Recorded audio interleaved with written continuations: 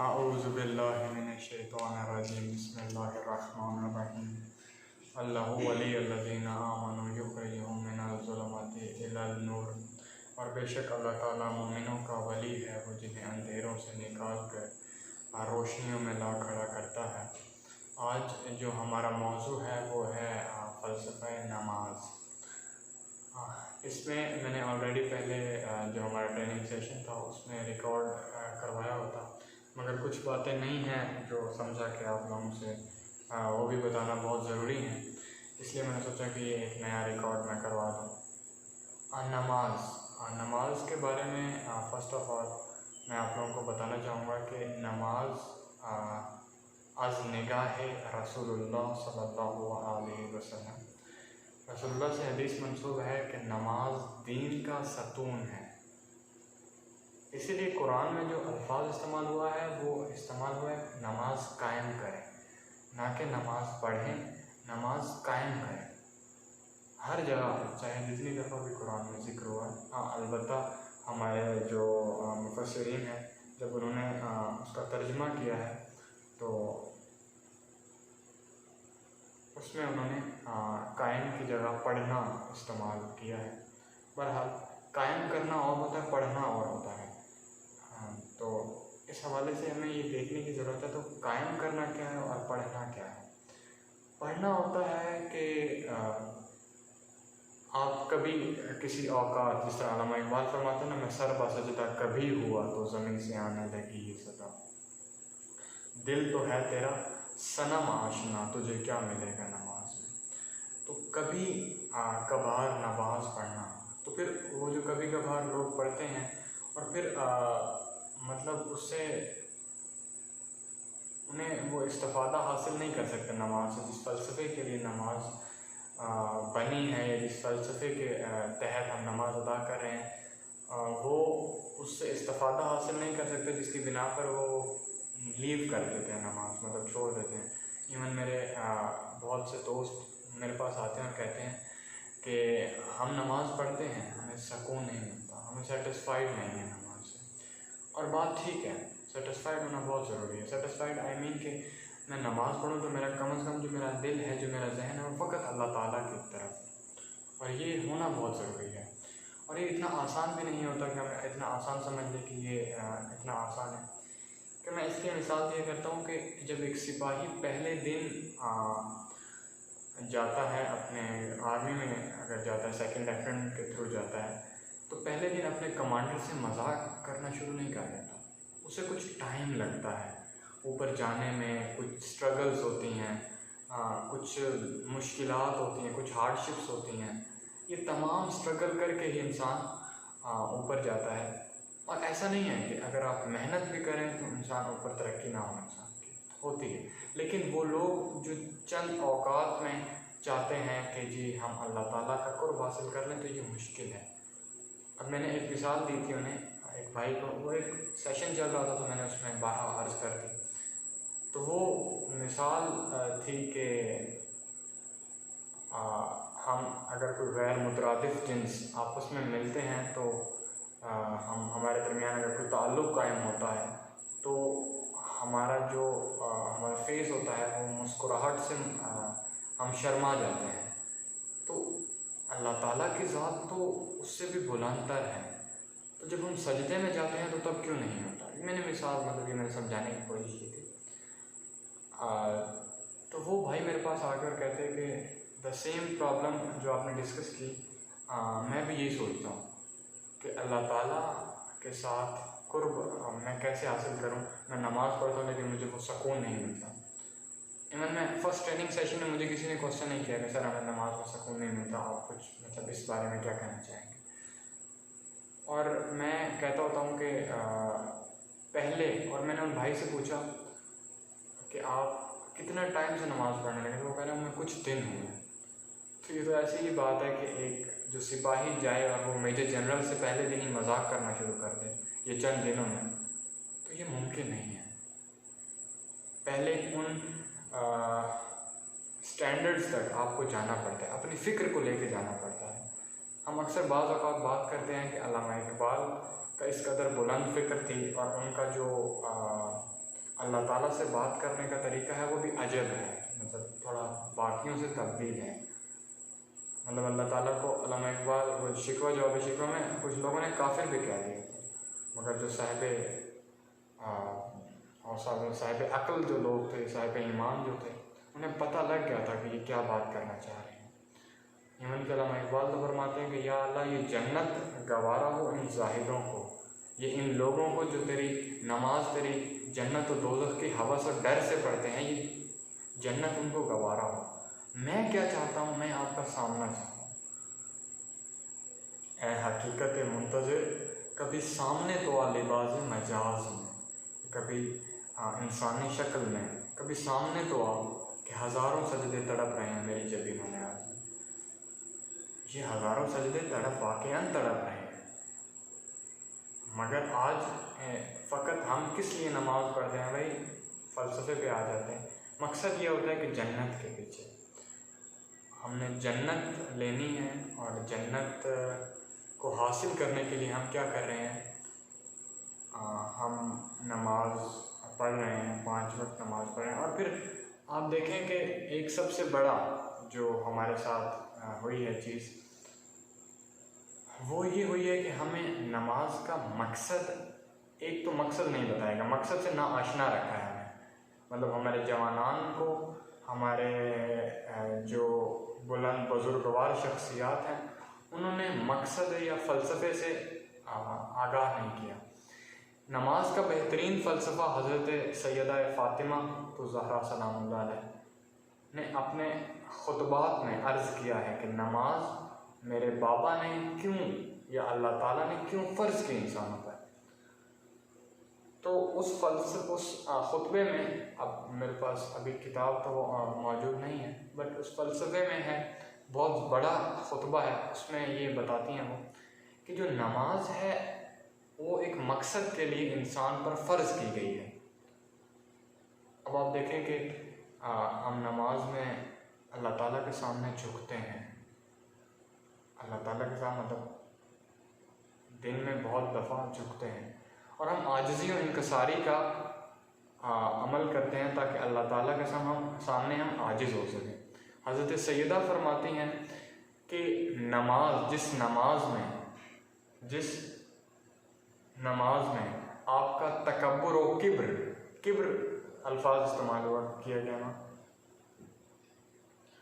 किब्र और तकब्बुर का ख़ात्मा ना करे जो नमाज, वो नमाज आपके किसी फ़ायदे में नहीं। मैंने कुछ इवन पर्सनली देखा है, कुछ इमाम मस्जिदों को, मतलब वो वक्त नमाज अदा करें, 5 वक्त की इमामत करवाते हैं, मगर उनका इखलाक से मुझे उनके इखलाक में आजिज़ी और इनकसारी नज़र नहीं आती।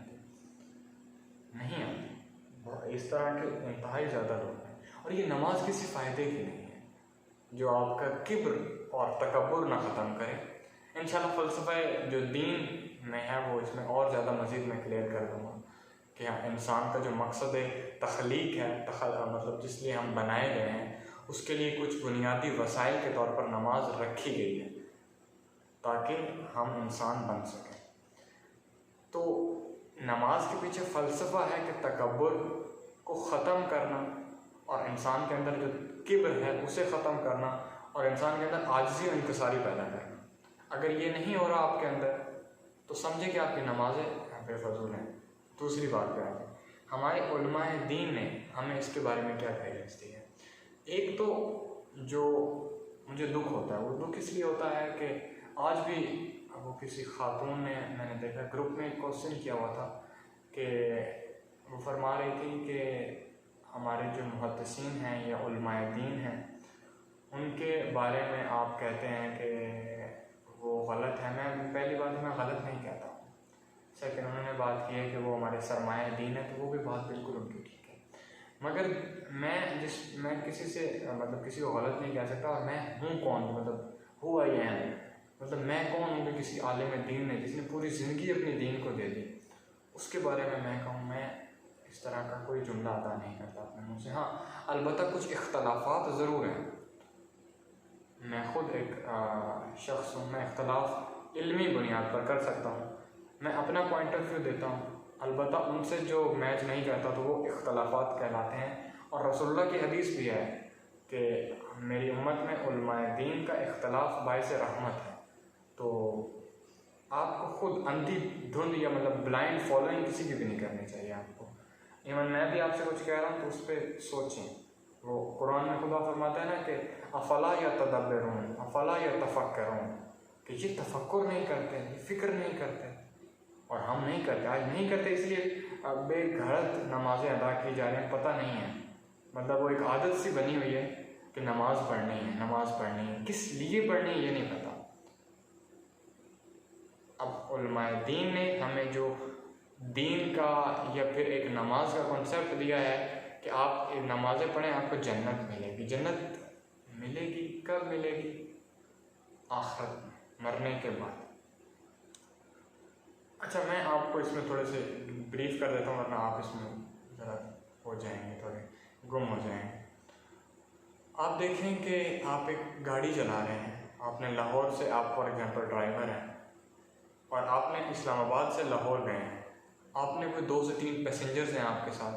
आपने अपनी उसके लिए कुछ नतीजे के लिए आपने मुशक्क़त की है और आप उसका नतीजा खामियाजा चाहते हैं कि खामियाजा चाहे पैसे की शक्ल में हो चाहे किसी और शक्ल में हो, आपको उसकी उजरत चाहिए।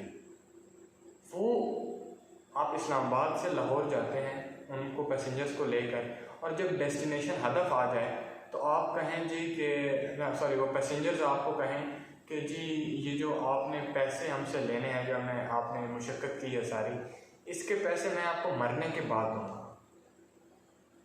इंसान कर भी मतलब पहले तो बातें करेगा नहीं, क्योंकि अल्लामा इकबाल फरमाते हैं कि एक इंसान जो है वो फ़िक्र फ़रदा और फ़िक्र अमरोज़ में फ़र्क है। फ़िक्र फ़रदा होती है जो दूर की फ़िक्र है। अल्लामा इकबाल फरमाते हैं कि ये शख्स है जो मुसलमान है या जो इंसान है वो फ़िक्र फ़रदा नहीं करता, क्या करता है? फ़िक्र अमरोज़, अब की फ़िक्र करता है। और ऐसा नहीं है कि नमाज आप अब पढ़ो और इसका जो रिज़ल्ट होगा वो आपको जन्नत में मिलेगा ना, अभी इसी वक्त। और दीन है भी वही, जिस चीज़ का रिज़ल्ट आपको उधार की निस्बत पर दिया जाए वो दीन नहीं है। मतलब आपको कहें जी कि आपने नमाज अब पढ़नी है और इसके जो नेकियां होंगी या नेकियां, अब इसका भी कॉन्सेप्ट आपके जहनों में बैठा हुआ है एक चीज़ का, इंशाल्लाह वो भी आगे क्लियर हो जाएगा। हाँ, जब तक ये ट्रेनिंग सेशन एंड ना हो किसी चीज़ की बिना कंक्लूजन ना निकालिएगा। एक बात गुजारिश है, नेकियां ये सवाब या फिर हमें उसकी उजरत जो है वो आखिरत में मिलेगी, मरने के बाद मिलेगी। तो इंसान वो काम इतनी शौक़ से नहीं करता। अब मुझे एक कस्टमर मेरे पास आए और मुझे कहे कि जी मैं आपको ये चीज़ मुझे दे दो, मैं आपको अभी पैसे देता हूँ इसको, तो मैं उससे ज़्यादा खुश इखलाक़ी से उसे चीज़ लूँगा, उससे बात करूँगा। लेकिन अगर एक शख्स मुझे आके कहे कि जी आप ये मैं चीज़ लेके जा रहा हूँ, उधार दे रहा हूँ, बाद में आपको पैसे दे दूँगा, तो मेरा दिल सेटिस्फाई नहीं होगा उसके लिए। मैं दिल से दे दूँगा लेकिन मेरा दिल फिर भी नहीं क्या, मतलब अजीब नज़र से देखेगा उसे। और एक जो खुशी होती है कस्टमर और एक ऑनर के दिल में, जो एक चीज़ को सेल करके उसको उसी टाइम उसकी वसूली करके लेता है, वो नहीं होगा। अब यहाँ पर कुछ मामला इस तरह है, हमें हर चीज़ में सवाब का लालच लेकर, और सवाब ये भी नहीं कि सवाब अभी मिलेगा, सवाब कब मिलेगा आपको? आखिरत में, मरने के बाद जन्नत में। अब एक शख्स ने जन्नत और जहन्नम हमने तो नहीं देखी, आपने देखी? नहीं देखी, मैंने नहीं देखी। मैंने तौहीद में एक बात अर्ज़ की थी, एक ज़हनी तसव्वुर और एक कल्बी महसूसियत, ये 2 ऑपोजिट चीज़ें हैं। ये 2 ऑपोजिट चीज़ें हैं, बिल्कुल मुख्तलिफ। ज़हनी, अल्लामा इकबाल फरमाते हैं कि ये तौहीद जो है, ये जो कभी कभी एक ऐसा वक्त था कि ये तौहीद मैदान अमल में नज़र आती थी। वो आज जो मसला इल्मुल कलाम बन चुका है, वो कभी कभी मैदानों में नज़र आया करती थी। इमामत क्या होती है और कौमों की इमामत किसे कहते हैं, ये क्या जाने बेचारा 2 रकत का इमाम। अल्लामा इकबाल का ये शेर है। अल्लामा इकबाल फरमाते हैं कि 2 रकत के इमाम को ये नहीं पता कि कौमों की इमामत क्या चीज़ होती है। और कौमों की इमामत करने वाले के अंदर सबसे पहली सिफ़त ये होती है कि उसका तौहीद के साथ कल्बी ताल्लुक़ होता है। उसने उधार पर इबादतें नहीं की होती, उसने जो इबादत का लुत्फ़ लेने के लिए इबादत की होती है। मौला अली फरमाते हैं ना कि ऐ मेरे खुदा, मैं तेरी इबादत इसलिए नहीं करता कि मुझे तेरी जन्नत का कोई हवस है, ये लालच है, ना, मैं हवस की बिना पर नहीं करता, ना ही जहन्नुम से डरता हूँ कि मुझे खौफ है इस चीज़ से, ना, मैं इबादत करता हूँ तो इस वजह से कि तू इबादत के लायक है, तो इबादत के लायक है, मैं तेरी इबादत इसलिए करता हूँ। नमाज इंसान को ये दर्स देती है कि एक कदम आगे चलना है। और आप देखें, ख़ास और जवाना, आप जितने भी ग्रुप में हैं जवाना, असहाबे कहफ का जो वाक़या है, एक शख्स है जो गुनाहों में मुब्तला है, अगर उसे असहाबे कहफ का वाक़या कोई ऐसा शख्स सुना दे जिसकी ज़बान में तासीर खुदा है, अगर जिसकी ज़बान में अल्लाह ताला ने तासीर दी है, तो वो बदल जाएगा, वो एक फासिक व फाजिर इंसान से मोमिन बन जाएगा, वो गुमराही उपस्थिति से निकल कर रोशनी में जाकर आएगा एक वाक़ये से। लेकिन हमने क्या किया, हमने, वो अल्लामा इकबाल फरमाते हैं ना कि अगर ये दर्स कुरान हमने भुलाया ना होता तो ये ज़माने ने ज़माना दिखाया ना होता, ज़माने ने ये ज़माना ने दिखाया होता। नमाज इंसान को ये दर्स देती है कि नमाज बेसिकली एक अमारत है, एक अमारत है, और वो अमारत आपने कायम करनी है। वो अमारत, दीन एक अमारत है और वो कुछ सतूनों पर मुश्तमिल है, वो सतून आपने कायम करने हैं। जब तक आप वो कायम नहीं करेंगे, वो इमारत गिरने का खदशा है, डर है। और नमाज मतलब हम जिस वे में पढ़ते, मैं 2-3 बातें आपको अपनी जानिब से कहना चाहूँगा कि नमाज को एक तो जल्दी मत पढ़ा करें, एक बात। दूसरी बात कि महसूस किया करें। कल्बी ताल्लुक़ जब तक नहीं बनेगा अल्लाह ताला से, अल्लाह ताला क्या फरमाता है कि खुदा रहम फरमाए उन लोगों पर जो अल्लाह ताला पर बग़ैर देखे ईमान लाए। असहाबे कहफ का वाक़या देखें ना, असहाबे कहफ एक गिरोह था, जवानों का एक गिरोह था जिन्होंने अल्लाह ताला की तरफ रुख किया। तो फिर अल्लाह ताला कुरान में क्या खूबसूरत तरीन बात फरमाते हैं, अल्लाह ताला फरमाते हैं कि और हमने उनकी करवटें भी बदली, जब सुलाया तो उनकी करवटें भी बदली। क्यों बदली? ताकि एक तो वो थक ना जाए, मुफस्सिरीन लिखते हैं एक तो वो थक ना जाए, सेकंड कि एक जगह इंसान पड़ा रहे तो मट्टी उसको वो अपनी तरफ अट्रैक्ट करती है और वो उसे खाती है। तो एक तो मट्टी उन्हें कोई नुकसान ना पहुँचाए और दूसरा वो जो है वो थक ना जाए, ताकि हमने उनकी करवटें भी बदलती रहें। तो ये सुनन है, मैंने आज की थी ना, सुनन इलाही है ये कि आप अल्लाह ताला की तरफ रुख करेंगे तो मदद बारहा अल्लाह ताला की तरफ से ज़रूर आनी है। और रुख जब अल्लाह ताला की तरफ होता है तो फिर दूसरों की तरफ नहीं होता। जब नमाज हम अल्लाह ताला के सामने झुकते हैं, ये तीसरा नुक्ता है इसका हमारे सेशन का आज। जब हम अल्लाह ताला के सामने झुकते हैं तो हमें फिर कहीं और नहीं झुकना चाहिए। मतलब आप हमारे जवान को देख लें, वो पुलिस वाले के सामने या आर्मी वाले के सामने इस तरह झुका होता है जैसे पुजारी ये भगवान के सामने नहीं सर झुका के खड़े होते इस तरह। तो इवन किसी सुपर पावर के साथ, आज पाकिस्तान अमेरिका के सामने सर झुका के खड़ा हुआ, इसराइल के सामने सर झुका के खड़े हुए, इंडिया के सामने सर झुका के खड़े हुए। आज का ही वाक़या है कि वो एक बच्चा था, उसके दादा को उसके सामने शहीद कर दिया गया, और